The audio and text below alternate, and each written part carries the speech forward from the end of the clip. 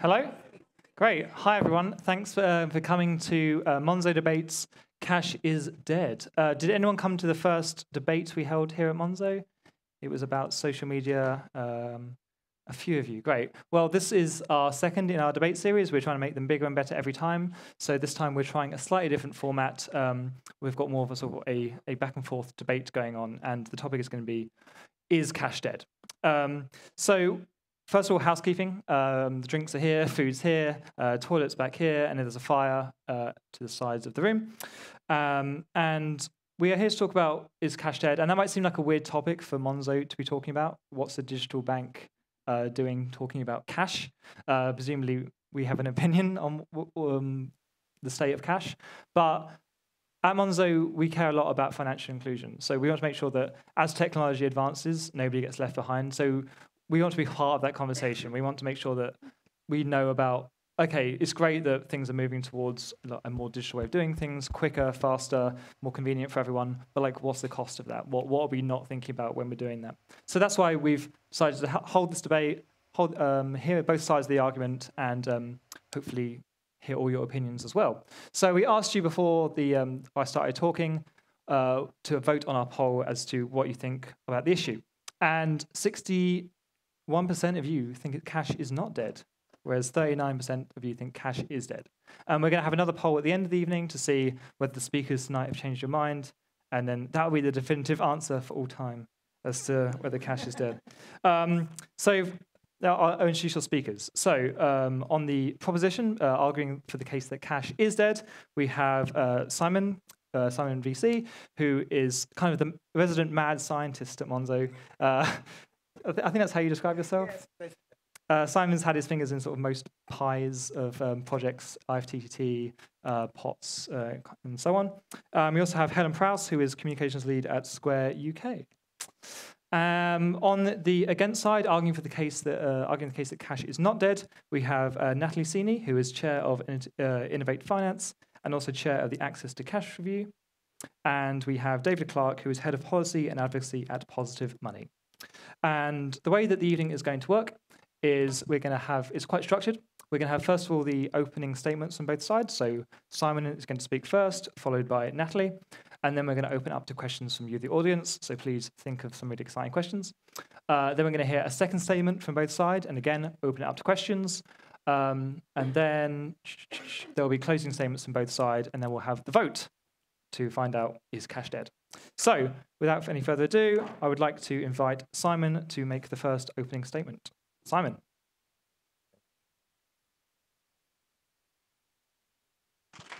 Thank you. Testing. Thank you for the introduction, Richard, and thank you to all of our guests for coming in tonight and joining us. We're going to convince you tonight that cash is dead. That's a hyperbolic statement, but I think it's true. It's the direction of travel. My favorite author is a guy called William Gibson, who wrote Neuromancer, and he has this. He's noted for saying that the future's already here. It's just not evenly distributed.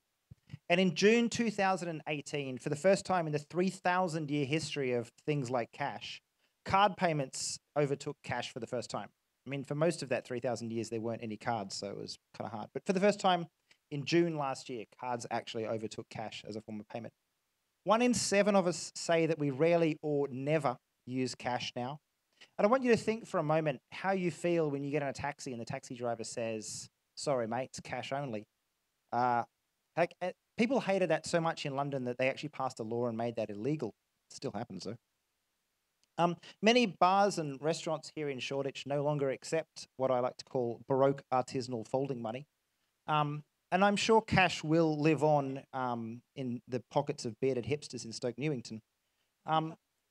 But I want you to put your hands up right now if you have any form of tender on you right now, if you have cash, cryptocurrency, or a card of any kind. Right, so everyone has some way of paying for things. Now, imagine you had to pay for something and the merchant would only accept cash and it costs £10. Put your hands up if you could pay something that costs £10 with cash right now. So about half of you. What about if it cost £30? What about if it cost £100? Who could pay for something that cost £100 with cash right now? Right, you're buying the drinks later. When you pay for things with cash, you lose the data. You lose the ability to find out what you spent money on, and you lose, like, it doesn't help you with your budgeting anymore. One of the requests that we get over and over and over again here at Monzo is people want to be able to take their ATM withdrawals in their Monzo feed and categorize them to say that this was a withdrawal for spending or for shopping or for eating out. And we haven't done that. And I think the reason is it doesn't really serve any purpose. Like if we encourage people to use cash, then we're not really helping you like divide up your money and work out how much you're spending and get ahead in the month. When you use cash, you lose the ability to charge back a purchase. You lose that protection as well. If you go buy something for cash and it turns out that the goods are faulty or fake, you can't go back and like charge back that transaction if you use cash. You have to go back and find that merchant. Cash promotes crime. Like the fact that somebody here in this room is walking around with £100 means that we're all less safe because muggers think that there might be somebody worth ripping off. If nobody had any cash, there'd be less muggings. Cash enables tax avoidance, and you all love your NHS, don't you? Does anybody here not love the NHS? Well, tax avoidance is such a big issue that in Italy, where people pay cash for everything, the government's passed all sorts of laws to try and get companies to declare their revenue. They have one big movement they have is to put lottery ticket numbers on the back of receipts just to encourage merchants to actually record their transactions so that they can accurately calculate the amount of tax. And I wonder, every time I go to my hairdresser, who only takes cash, I wonder whether or not they're paying their fair share of tax. Who likes shrapnel? Who likes coins in their pocket? Nobody. My jeans are always wearing out. And I think my favorite reason why I personally don't like cash is cash spreads disease. It's this small little thing that gets handed from person to person. And we've all heard the statistics about how many notes have traces of cocaine. But I would argue that like any note that has a trace of cocaine has been up somebody's nose, right? Cash is dead. Cash is horrible. We should just get rid of cash. I'm sure my esteemed opposition members tonight are going to tell you all sorts of reasons why we should keep cash. But I would say when you're listening to them tonight, don't think about like why we should keep cash. Think about why we should fix the alternative forms of tender, namely cards and cryptocurrency, so that they replace all of the bad things about cash and we don't have to keep this horrible disease-ridden thing anymore. Thank you very much.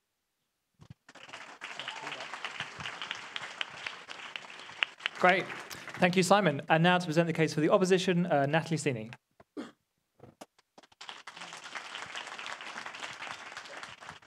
No, it might surprise you, but I'm actually going to start by agreeing with some of the points Simon's made. Digital payments are clearly the future. They give us options of a wider range of goods and services at lower prices.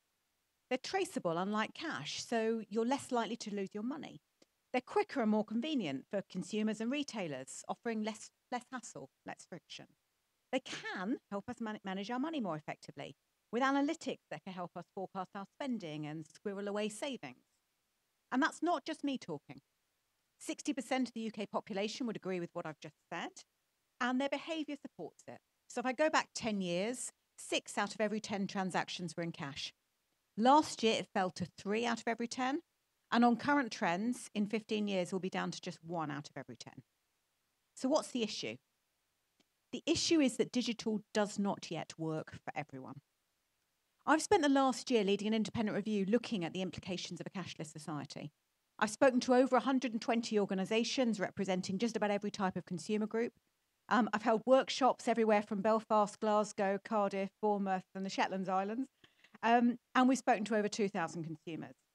And our research showed that 17% of the population, that's over 8 million adults, would not know how to cope without cash. Now, there were some issues raised about choice, about privacy, and some of those issues my colleague David is going to explore. But for that 17%, it's not about choice, it's about necessity. Some people, like me, live in areas where mobile connectivity means that actually people just can't accept payments. I live in a rural village in Kent. In London, I can quite happily operate digitally. I go home, the taxi driver just can't take cards because there isn't a mobile signal. And by the way, even under current plans, government won't solve that till 2030 for the whole of the UK. For others, cash just meets needs, the digital doesn't. We held from groups representing the elderly. Think about the perfectly savvy elderly lady living on her own who does all her direct debits online, books her major shops using her card, but relies on a neighbour to get her shopping. Handing over £20 is quite safe. You've limited your risk. You can eyeball the change. It's pretty hard to get ripped off. Do we really want that person handing over their contactless card? Take the person living in an abusive relationship, and we heard from migrant charities and people looking after victims of domestic abuse. Often, an abusive partner monitors your spending. Cash is a way of keeping independence. We heard from mental health charities who said that people who have a long-term mental health issue are just worried about going digital because if they're ill, they can blow their spending overnight. But the biggest indicator of cash dependence isn't disability or age, it's poverty. If you earn less than £10,000 a year, you are 14 times more likely to be dependent on cash than if you earn over £30,000 a year. Why? Actually, it's budgeting. Because if you've only got £50 and you've got £50 in cash, you cannot go in debt. On cards, you can. Now, I'm standing here in one of the leaders of fintech innovation, and the challenges in payments and in banking and fintech have been some of the most innovative in developing approaches that might solve some of these issues. But these issues are not all met. And the most vulnerable are the least likely to bank with those who are developing the innovative solutions. Now, let me share some examples from overseas, because we're not alone in the UK. If I look at two of the most cashless societies in the world, Sweden and China, which I visited as part of this review, in Sweden last year, the equivalent of their NHS declared it was going cashless. That prompted a massive backlash and an all-party commission to look at what was happening in Sweden. And they've put the brakes on their cashless revolution. Not that they don't want to eventually go cashless, but they recognise that if they go cashless too soon, they will leave millions behind. The Swedish Parliament has debated, what do we do when we're hacked by the Russians? They have leafleted every Swede asking them to get cash out and keep it at home in case of emergency when digital goes down. And just before Christmas, the Deputy Governor of the central bank stated, Sweden will probably be a cashless society in 3 to 5 years. If we don't do anything, we're looking at a future where money will be spontaneously privatised. Is that really a society we want? And in the UK, just last week, the chair of the Payment Services Regulator and the Financial Conduct Authority said in evidence to the Treasury Select Committee that the UK should consider whether access to cash should not be killed, but should become a universal service obligation for financial services. So I'm not disputing that digital payments are the future. They do not yet work for everyone. And until they do, we need to protect cash or millions will be left behind.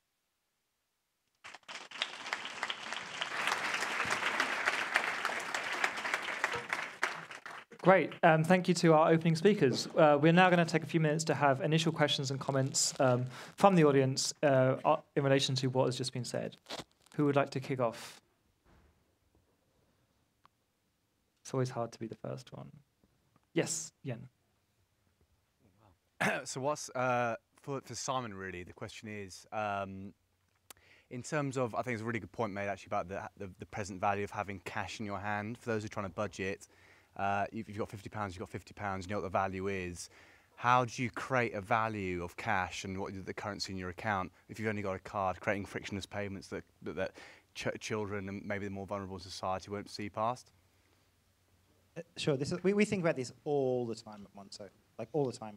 We don't want to create we think there is a good kind of friction. That's why Monzo has introduced things like pots, so you can hide money from yourself, and you can create locked pots, so you can actually. Has anybody here? Put your hand up if you've used a locked pot. The rest of you should go check it out. They're really awesome. You can just set a pot with an expiration date, and if you want to break open that locked pot early, there's enough friction. You have to actually contact our customer operations people, and they'll break that pot for you. They'll break that piggy bank for you.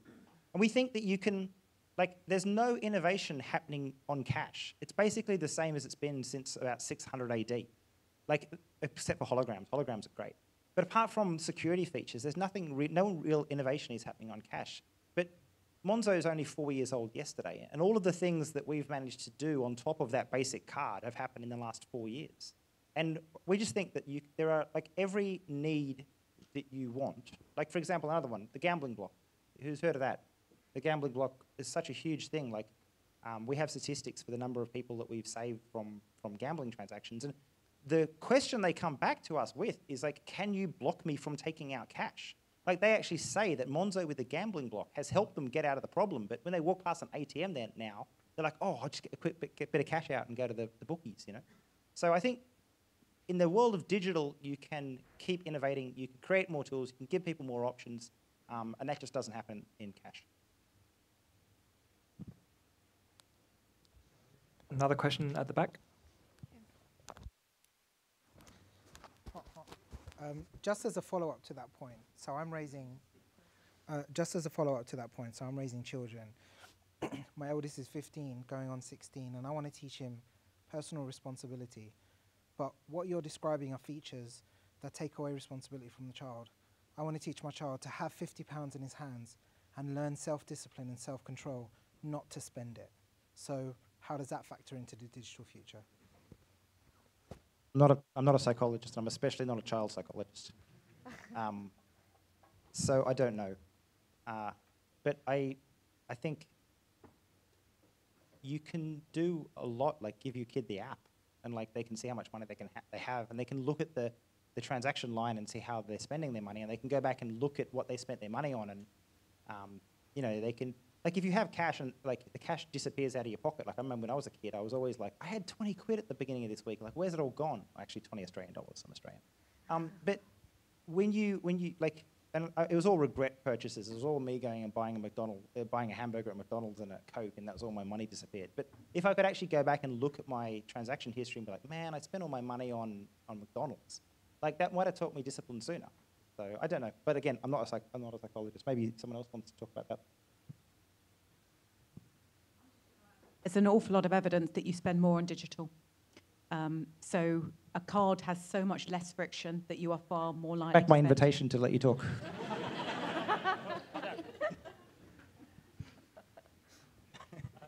We have another question maybe for Natalie. Yeah, we have one here. Well, my question isn't necessarily for Natalie, but I do agree with Natalie and you as well. But you mentioned that cash spreads disease. Can you tell me how many people have died in the 3,000 years from cash? And I'm not how a many doctor. I'm people are especially not projected? a epidemiologist. Well, the thing is that if you're using it as a point to deter people from using cash, it's a valid point, but your phone also carries probably just as much, maybe more. Yeah, but you don't pass your phone around. But like, if I want to pay you 100 quid, I don't give you my phone. Like I might send you a peer-to-peer transaction. Like 0 people have died from diseases transmitted by peer-to-peer transactions or faster payments. And we had one question in the middle, Jan. Just throw the box. Hi. So I just wanted to ask, is the scope of this question limited to the Western world? Because outside of that, you'll find that cash is very much relevant and essential for like people's everyday. Which of our speakers would like to take that? I can talk a little bit about that. I think it's really interesting that 20% of transactions in China are cash, 80% of transactions in China are digital. And we're always looking around the world to understand how different trends can influence the work that we do here in the UK and the US. And I think there have been really interesting examples of leapfrogging when it comes to technologies. So we see this when we look at, for example, broadband technologies, whereas in the UK we dug up all the roads and we laid basic copper cables, and then we dug up the roads and we laid super fast broadband cables. In other countries, they've leapfrogged that and they've gone straight to super fast 4G. And what that means is actually from countries around the world, we can see really interesting emerging technologies. So in Kenya, there's a technology called M-Pesa. We see WeChat and Alipay in Asia being super popular. We see payments with QR codes being super popular. So yes, there certainly are kind of cash-dependent countries around the world, but I think it's probably misjudged to understand that to assume that countries like the UK and America, for example, are leading the pack here, because actually we do see innovation and leadership coming from other countries around the world as well. Now, there's some factors that really influence what different countries are doing. And one of the key ones actually is trust in the government and trust in the banking system. And that can work both ways in terms of digital and cash. Sweden, which is the furthest ahead anywhere in the world, will say one of the reasons they've gone cashless so fast is they said to me, you've got to remember, Natalie, we haven't been invaded for 200 years. The Swedes trust their government, they trust the banks, and therefore they're willing to accept digital currencies. If you take Germany, consumer trust is a lot less because people have short memories and horrible things happen quite recently. Their cash is around 80% use because for many people having cash, the physicality of it means it feels safer than trusting a currency that could be run by somebody else. We're going to have time for more questions later, but now we're going to move on to the second statements from both sides. So I'd like to invite Helen to come and present the case for the proposition.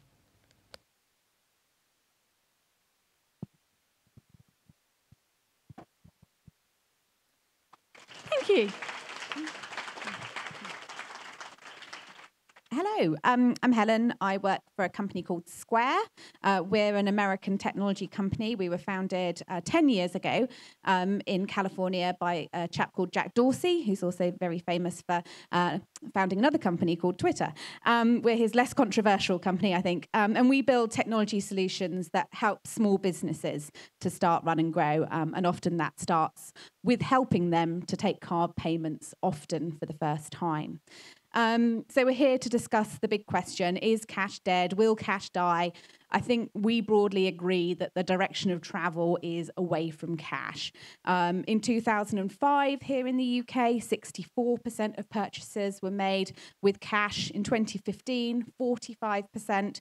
And in 2025, we think that's going to be about 27%. So that speed of change is quite remarkable. And I think it would be naive to think that we were going to be living in an economy of notes and coins in the sort of mid to long-term future.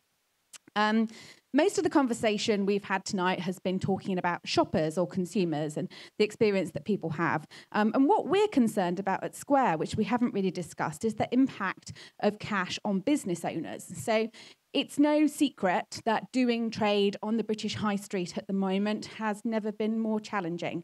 Think of even large retailers, people like House of Fraser, for example. They've gone into administration recently. Think of all the time that a retailer like that is spending maintaining cash tills across their business, right? They're cashing up, they're balancing the till at the end of the day, they're maintaining a float, they've got security issues. Think about anyone who's ever worked in retail and has to cash up at the end of the day. Has anyone ever done that? What happens if your till doesn't balance at the end of the day? How long are you there trying to sort it out? 45 minutes, an hour on the end of your day, trying to explain the 45p discrepancy in your cash up at the end of the day. Is it really fair to expect business owners to maintain that service when the demand for cash is dwindling across the UK? Or is it one of the reasons that we're seeing our high streets filled with boarded up shops and everybody shopping online? And that's the perspective when it comes to large businesses. Think about small businesses. Think about independent business owners. Think about budding entrepreneurs. I think that those businesses on your local high street, some of them here in central London, but really think about maybe your hometown or think about somewhere you visited outside of London recently. There's loads and loads of factors that are making it really, really hard for small businesses to do trade, and particularly to trade in cash. 2,868 bank branches have closed in the last 3 years. 3,000 cash points have closed in the last 6 months of 2018. So what does that mean if you're a small business owner? It means that your shoppers can't get out cash anymore. So there's no cash points. They haven't got any cash to spend. That's not great if you're a small business that's been trading in cash for the last 20 years.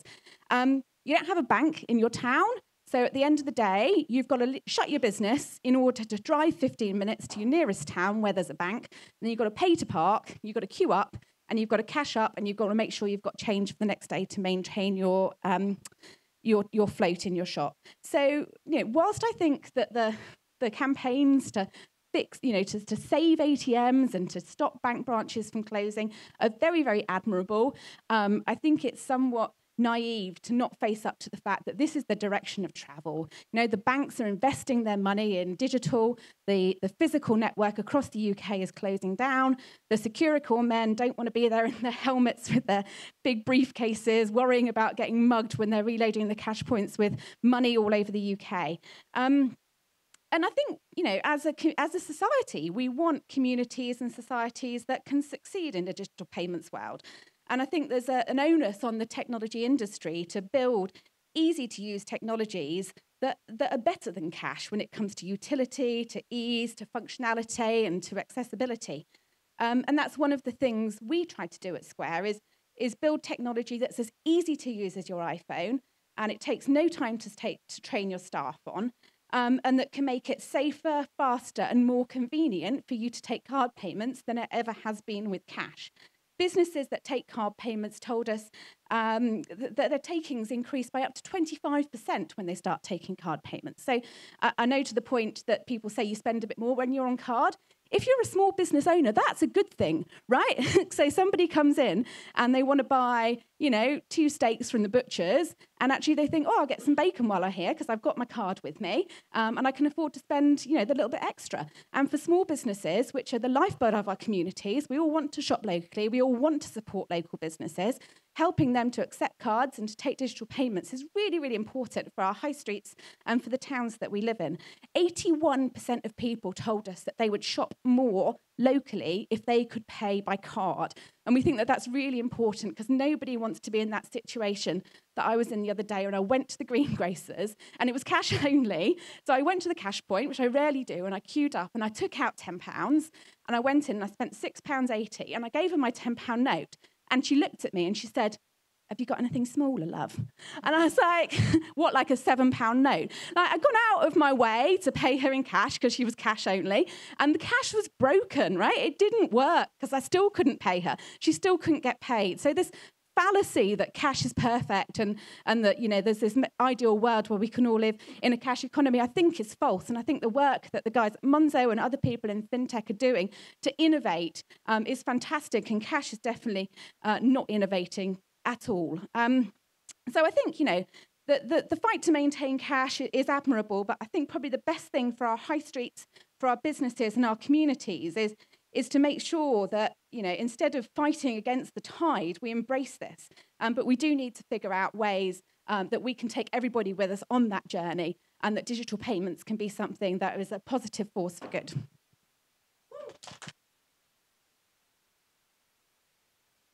Cool. Thanks. Thank you, Helen. And now David will come and present the second statement for the opposition. Thanks.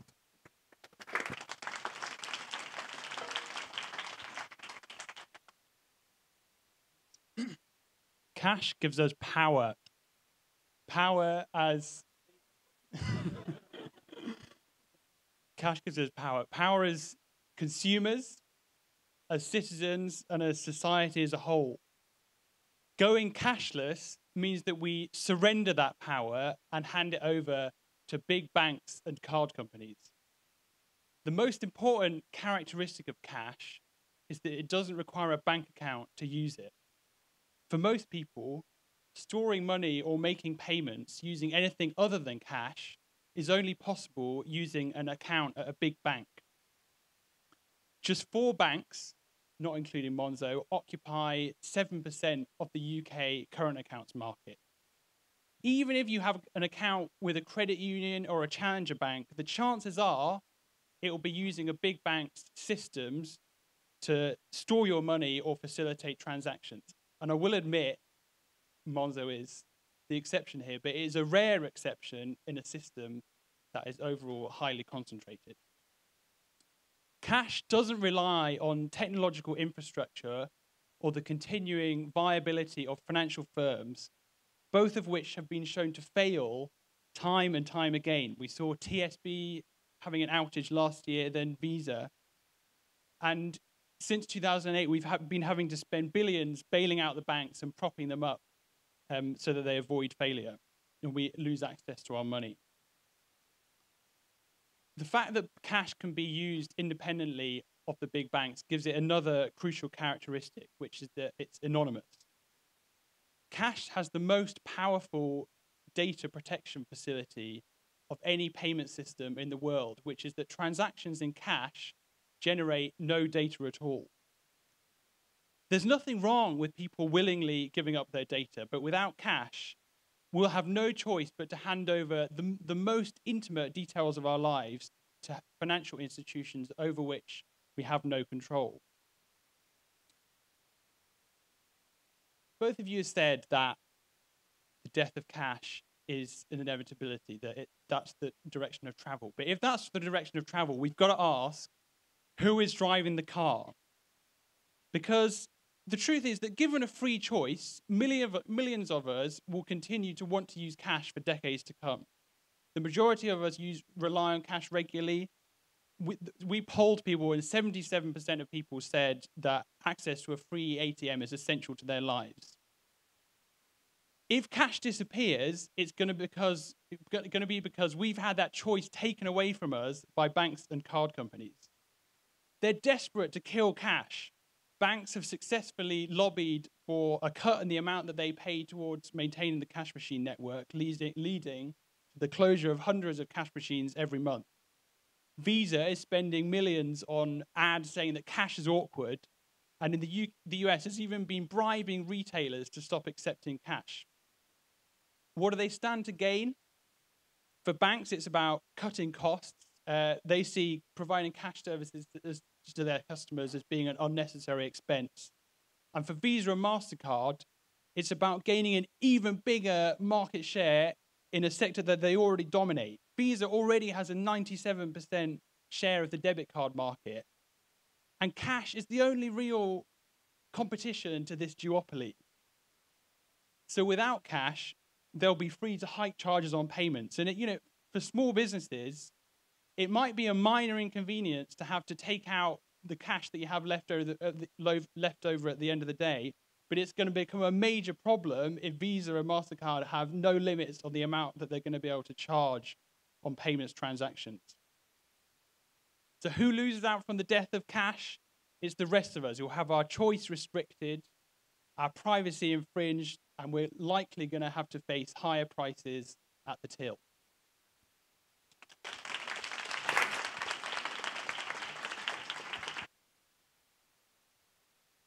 Great. Do we have any questions for Helen and David? Where is the box? Yeah, can we start over here?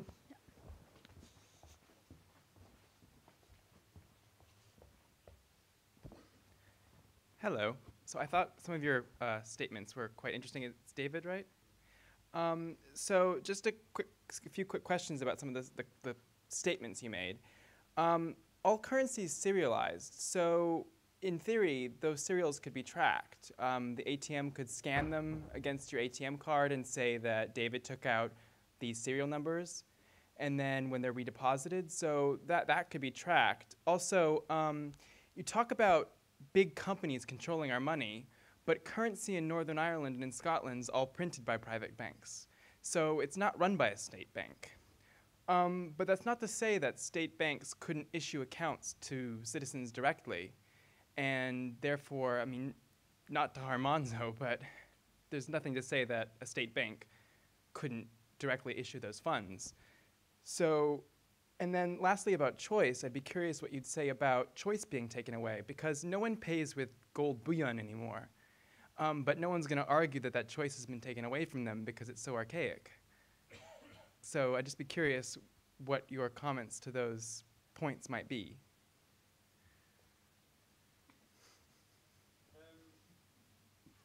So I think the point is almost all of us have the choice to use digital payments, and the majority of us, given a free choice, we're still choosing to use cash regularly. I don't think there's that many people who are demanding to be able to use gold bullion. So the difference is, I think we should provide people with the ability to use cash as long as they want to use it. We're really into the idea of having the Bank of England issue a digital currency, or having universal access to accounts at the Bank of England. But that should exist alongside physical cash. But it's really important that the underlying principle is the same, which is that we should have like money is a public utility to which everyone should have access, and you shouldn't have to rely on private institutions to use it. And so, like, we should give the people the option to do that digitally, like with the idea that you're suggesting, as well as keeping physical notes and coins. Tracking ATMs, yeah, I think, like, it's kind of obvious to people, like, if you make transactions in cash, you're not handing over personal data in the same way that you are when you're making digital transactions. And it, you know, payments data reveals the most intimate things about our lives. It reveals our movements, our like habits, our relationships. It's the most valuable sort of data that there is. And like, we shouldn't. That's not an argument for cash. That's an argument. That's an argument for building better technological digital payment tools that don't track people, right? Like things like Zcash and Monero, Bitcoin, Ethereum. Like, you can do pseudo-anonymous payments on those. Like, that's not an argument for cash. I think that's the reason why there's loads of people that want to use cash at the moment, because they don't want to, like, for most people, the alternative to having your payments tracked by a private company is to like make payments in cash, and so we should like continue to give people that option. So we'll come to you next. There's a... Ian, where are you going? Down this side, great. Hi, I kind of want to go into more of the human interaction that you have with cash. I mean, I really thought that story that you told us about the greengrocer was really brilliant. You had an interaction with that woman, you spoke with that woman, you remember that woman. And you know, when I use my card and I swipe, I don't really make eye contact with that person, I don't talk to that person, I don't really even look at that person. Do you think that we'll lose that if we don't have cash? You know, I'm not counting my money, I'm not talking to that person, you know, about what the products they have and whatnot. I can answer that. No, I think I probably disagree with you. I think as an independent, you know, we work a lot with independent shopkeepers, independent business people, and I think the relationships that they have with their customers haven't got too much to do with the payment, and they're more to do with being part of their local community. And you know, there may be a moment when you're just making a transaction, but I think in most instances, you know, if you're a hairdresser or a barber, or you know, you're selling some kind of product or service, you're an electrician, you're a builder, you know, these are all businesses that have typically been reliant on cash. And I think, you know, by starting to take card payments, there still needs to be kind of a level of transaction between the customer and the person that's providing the goods or service. So I think, you know, the onus is on all of us to chat to shopkeepers when we buy things, and I think, you know, shopkeepers wanting to make the payment process as seamless and easy as possible is probably a good thing for them and probably a good thing for consumers. Also, I've never had a shopkeeper go, oh, that's a really pretty £10 note. But I get people saying, I love the colour of the Monzo card all the time. Yen, we had a question here down the front. Yeah. Sorry to make you walk. No, it's what I'm here for. You can throw it. Sorry, who is it? Just right here. I can just walk to you. Hi. So I think regardless of what side you've been sitting on, the consistent theme is everyone seems to think cash is not dead now, but it is dying. And most of the problems that people have put forward in terms of the users of cash can be solved by technology. I think almost all of them. So the question is, if it's only dying, what's it going to take to kill it in a way that is safe and doesn't leave people behind?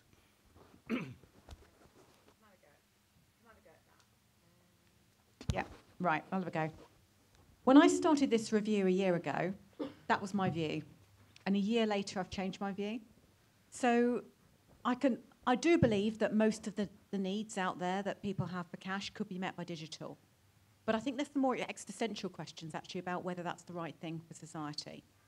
The fact that we might be privatising our money supply is quite a big thing that, to be honest, I hadn't realised till I sat with a central bank in Sweden. It is panicking them. They haven't got the resilience in their economy with the Visa and MasterCard networks to actually cope as a country if there was the digital outage. That's causing massive panic in Sweden. It's not something we're ready for in Britain. And I think there is a bigger existential question about, actually, do we want to go down that route? Or because I think we're surrendering something that's actually quite important.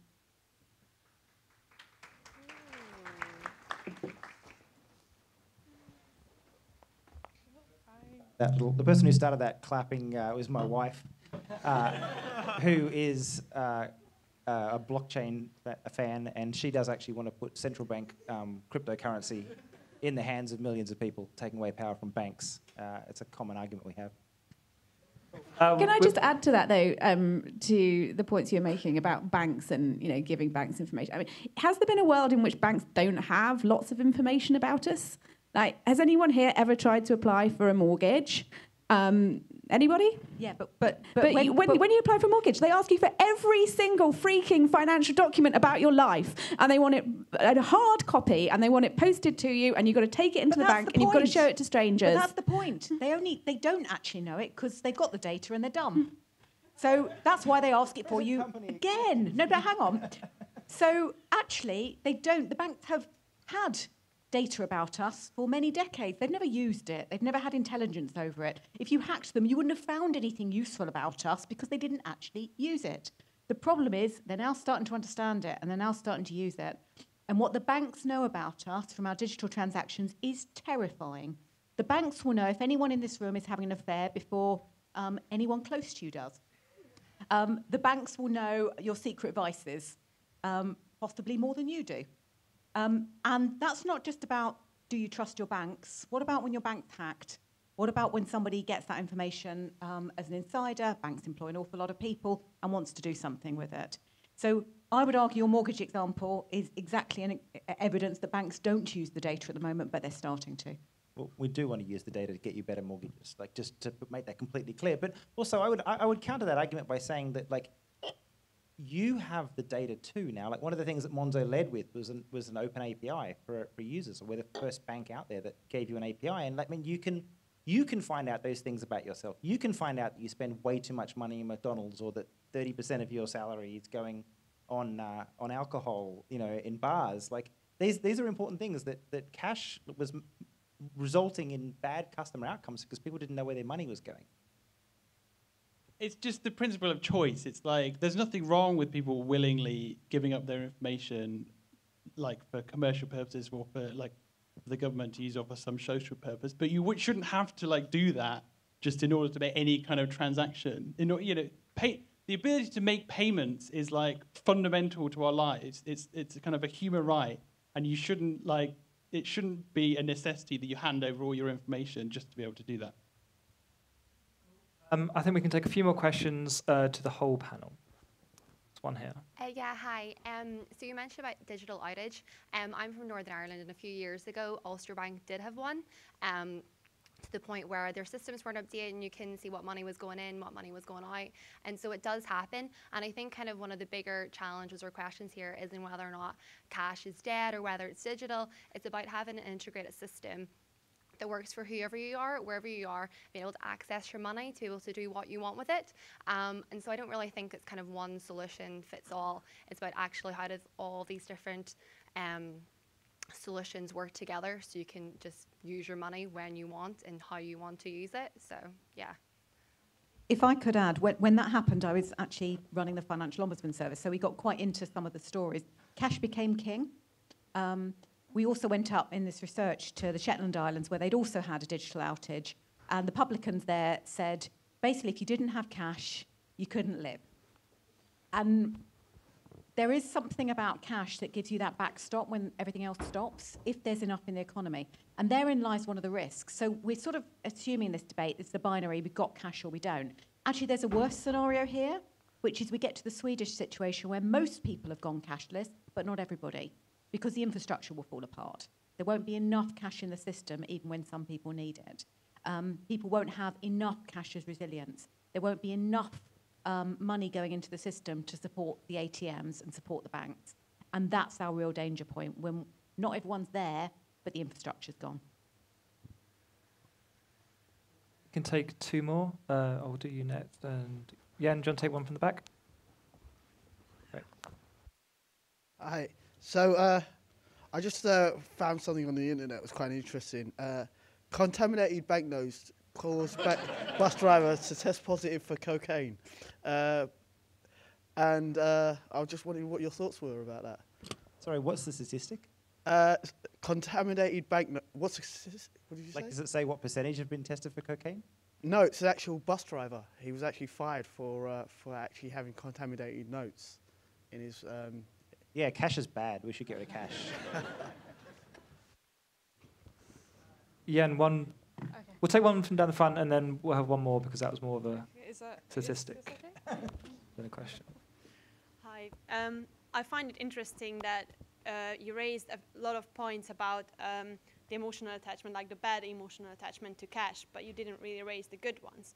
And what I think is that if you look into a lot of other products and industries that couldn't go fully digital, just taking ebooks and books, then you didn't really consider the positive emotional attachment and that it's part of our culture and that nostalgic feeling even if we go. So I do believe that cash will become a lot less significant, but there is some sort of nostalgic and emotional attachment to cash and those transactions. And it's the same reason why I think books will never disappear, the smell of books and things like that. What do you think about that in terms of cash? Yeah, if I can take that. I've never met a small business owner that's nostalgic about not having a bank in their local town and having to drive halfway across their county and queue up at the bank and to be told by their bank that's shut down, it's okay, you can use the post office, and then to have a 40-minute queue at the post office to be able to carry out their banking services.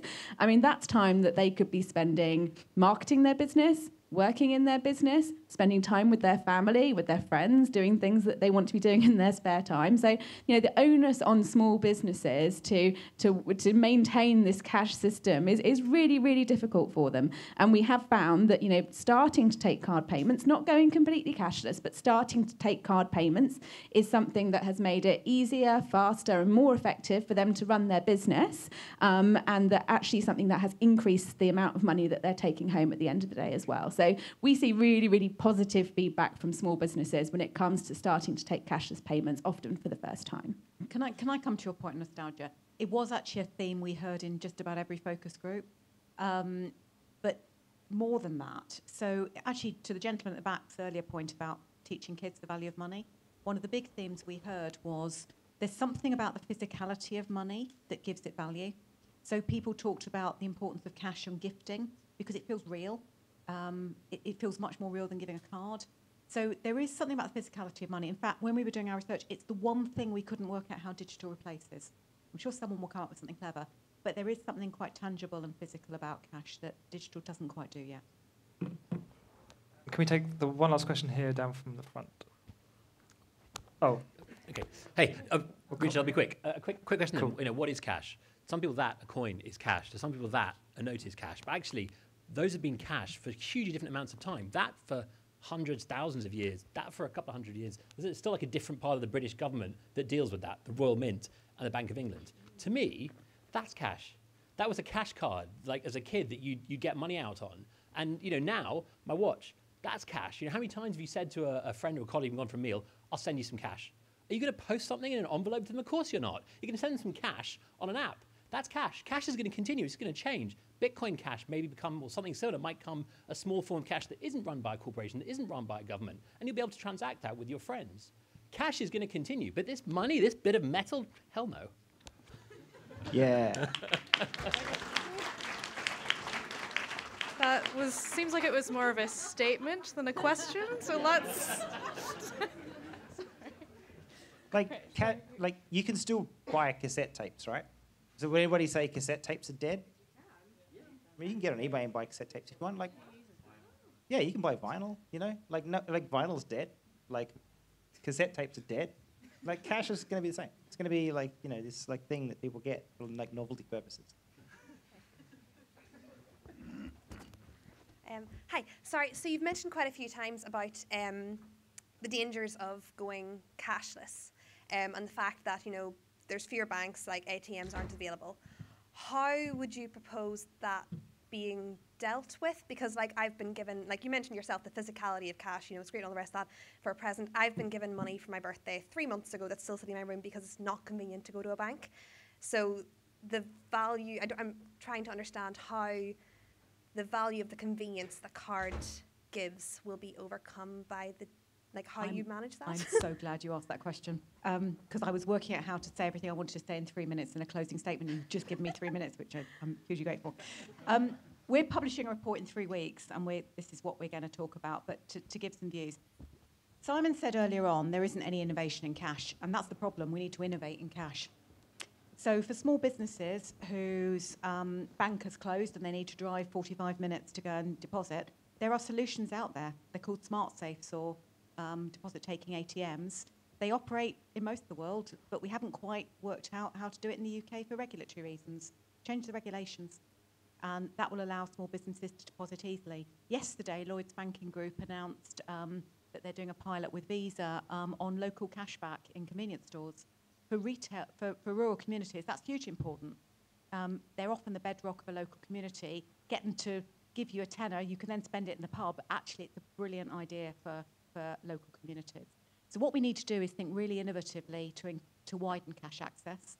At the moment, 90% of cash is through ATMs.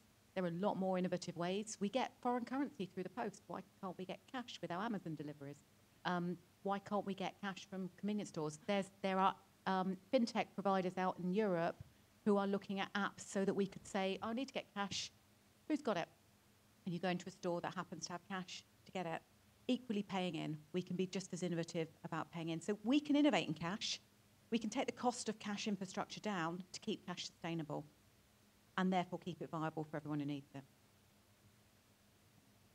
Great, thank you very much for all your questions. We will now have closing statements from each side, and then we'll have the vote. I will invite who's speaking for the proposition. Cool. We'll hear from Helen for the proposition.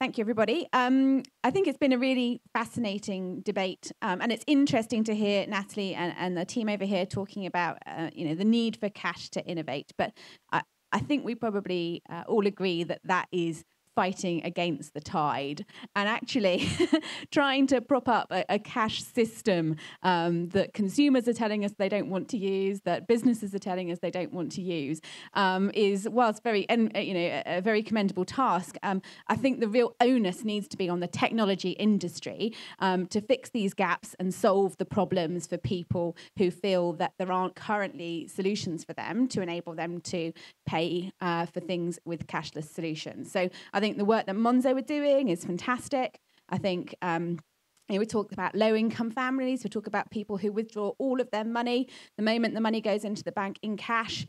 Is that safe? Is that a great way to be managing your finances?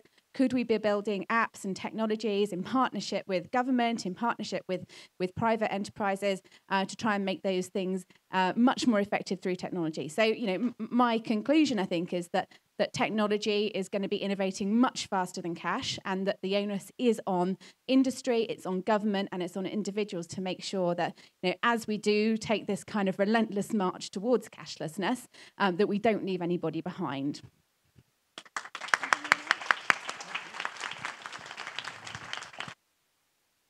Okay, we will now hear the closing statement from the opposition. Thank you. I think you know by now I don't think that cash is dead. What I do think, though, is cash is a battleground. It's the next big battleground about social inclusion and about privacy. Fundamentally, a cashless society is going to penalise the poorest in Britain. So let me paint a picture of what it would look like when Britain's gone mostly cashless. The cash infrastructure in Britain costs about £5 billion a year to run. That's printing notes through to ATMs and everything in between. As cash use halves, which it's going to do in the next decade, the income's going to go down. So what the commercial providers who run cash are going to do, they're either going to hike fees to small businesses or they're going to withdraw services if we can't innovate. So we can imagine ATMs closing in rural areas, which is already happening, where people are the most cash dependent. We can envisage more and more shops going cashless as the cost of cash rises. So envisage the high street in 10 years' time. The upmarket shops, which serve people who can go digital, have gone cashless. So what we're saying is the poorest in society have to use the really crappy coffee shops. The poor already pay a poverty premium. They already can't get the best deals. They already can't get bulk deals. They already get poorer credit. A lower cash society is going to increase that poverty premium. And we've already got a really divided society in Britain. Do we really want to create another one, which is about levels of income and whether you use cash or use digital? And then what happens when we've given up our privacy, to the points David made? In China, digital payments are already linked not just to your ability to get a mortgage, as in Britain, but to your passport, to your state benefits. They are fundamentally around whether you can exist in society. And do you really want your bank to know all your vices? And not just know them, but have them in a form that's hackable, where other people can know them. And if we've got no cash in Britain, do you really want to have spontaneously privatised our infrastructure? I do think we can keep cash and we can keep it viable by innovating, because Britain is not ready to go cashless, because digital doesn't work for everyone. I do agree that the onus is on fintech to really innovate and come up with solutions that can include everybody in a digital society. And I think Monzo's doing some brilliant work. But let's not delude ourselves. We're going to achieve that tomorrow. We've got many years of work to do before we get there. So if you pride yourself on your social responsibility, or if you just value your right to privacy, I think the most responsible thing you can do is support cash.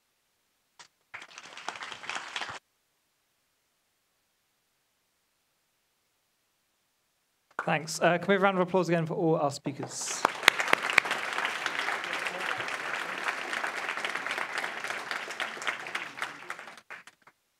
Okay, it's time for the vote. Oh, this is great. So please join our poll on Slido using the event code Monzo Debate. I've hidden the results to create an artificial sense of drama. And we'll reveal them in just a few minutes. So please talk amongst yourselves. Let's see what we get. Thank you.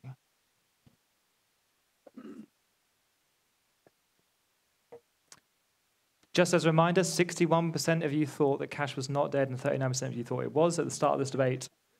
It'd be interesting to see how that has changed.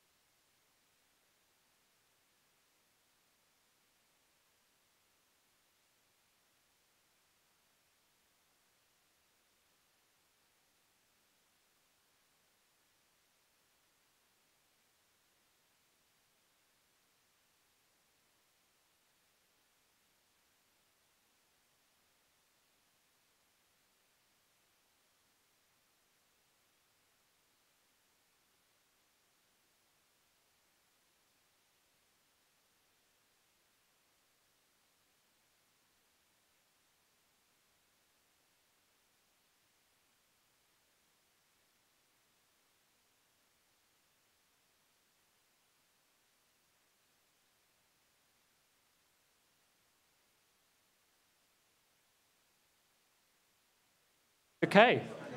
Hi, everyone. I think that is all the votes in that we're going to get. I don't know how to reveal this in a very exciting way, so I'm just going to turn them on. Is cash dead? Cash is not dead. Oh. Round of applause for cash not being dead.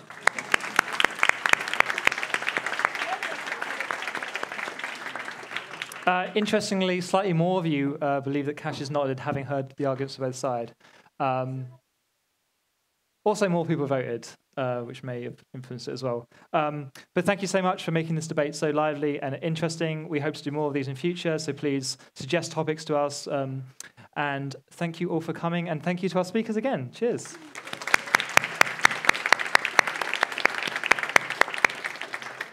Thanks.